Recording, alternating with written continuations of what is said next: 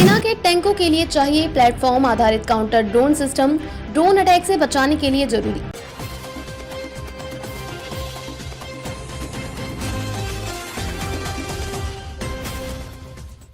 नमस्कार, मैं अंजना और आप देख रहे हैं MS न्यूज 24 देश की आवाज। आइए बढ़ते हैं आज की बड़ी खबर की ओर। नई दिल्ली। भारतीय सेना को अपने टैंकों को ड्रोन अटैक से बचाने के लिए प्लेटफॉर्म आधारित काउंटर ड्रोन सिस्टम की जरूरत है, जिसके लिए सेना ने सभी स्वदेशी कंपनियों और PSU से जानकारी मांगी है। सेना अपने टैंकों के लिए इन काउंटर ड्रोन सिस्टम को मेक इन इंडिया के तहत लेना चाहती है। सेना को अपने T-19 और T-72 टैंकों के लिए इस तरह के करीब 75 प्लेटफॉर्म आधारित काउंटर ड्रोन सिस्टम की जरूरत है।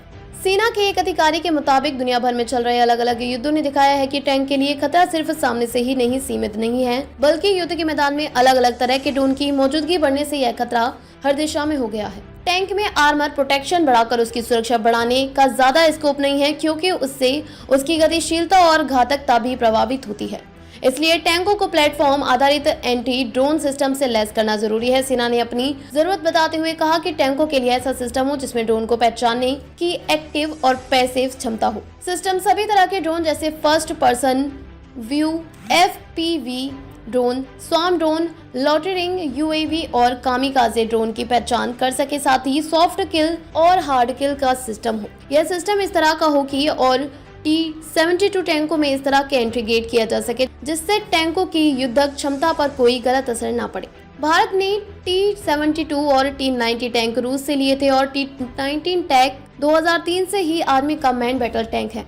ईस्टर्न लद्दाख में LAC पर जब चीन के साथ तनाव शुरू हुआ और चीनी सैनिक जब पैगोंग लेक के उत्तरी किनारे में फिंगर एरिया में काफी आगे आ गए थे, तब भारतीय सेना ने दक्षिणी किनारे की ऊंची चोटियों पर कब्जा किया और यहां T-19 टैंक भी पहुंचा दिए। रूस यूक्रेन युद्ध में दिखा कि कैसे यूक्रेन ने कम कीमत वाले ड्रोन से रूस के कई $1000 कीमत के टैंकों पर अटैक कर उन्हें नष्ट किया, जिसके बाद रूस को अपनी सैन्य रणनीति में बदलाव भी करना पड़ा। पिछले साल रूस के मॉडिफाइड T-72 और T-90 टैंकों के वीडियो सामने आए हैं, जिसमें टैंक की छत को ड्रोन हमलों से बचाने के लिए उन पर मेटल की जालीनुमा संरचनाएं लगाई गई थी, लेकिन यह तरीका टैंक को बचाने के लिए असरदार साबित नहीं हुआ। इस तरह की जालीनुमा संरचना का इस्तेमाल पहली बार आर्मेनिया अजरबैजान युद्ध के दौरान दिखा। भारतीय सेना ने भी लद्दाख में अपने टैंकों में इस तरह की मेटल रूफ छत लगाई है।